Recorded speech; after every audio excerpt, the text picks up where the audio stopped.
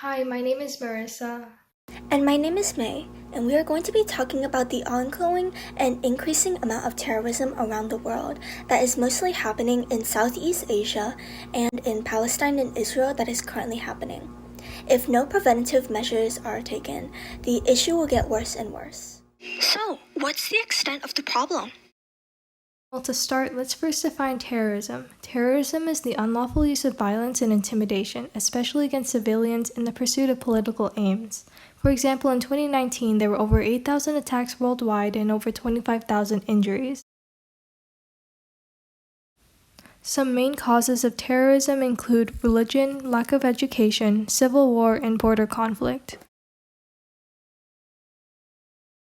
Terrorists may attack government officials because they disagree with their policies, or they might attack infrastructure, for example, resources like water and electricity.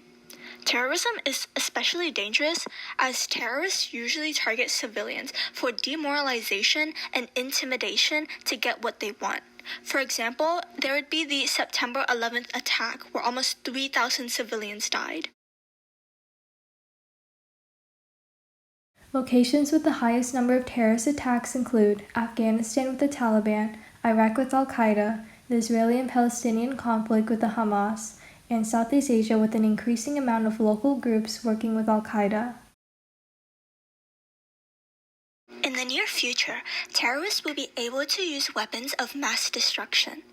Weapons can be stolen from the military or bought from the black market. Computers can also be used to cause destruction to networks.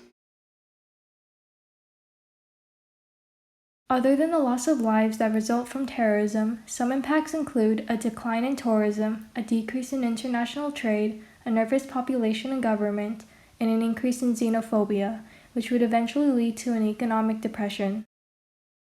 So what's our solution to preventing terrorism? Our solution to understand why people use terrorism as an option and to take appropriate measures from there. For example, we can try to study the behaviors of terrorists and where they usually plan their attacks. We can also investigate the early warning signs and the events leading up to the attack.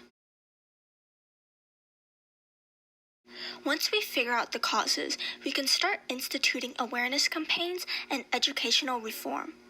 The funding will mainly go towards higher security and surveillance as key transit points and supply sources. Our justification for studying the behavior of terrorists would be that it's the most humane way of cracking down on terrorists without infringing on the freedom of the citizens. Instituting awareness campaigns will teach citizens about terrorism and hopefully allow them to help us to watch out for the warning signs of a terrorist and get them the help they need. Plus, it will be very effective in the long term as it will continue to teach future generations. Although instituting awareness campaigns seems like a very soft approach, it's much more doable than doing brain scans or genetic screening on every person. Additionally, since most of the funding would go towards adding more security, it will increase the likelihood of finding potentially destructive weapons that could harm people and possibly prevent terrorism from happening altogether.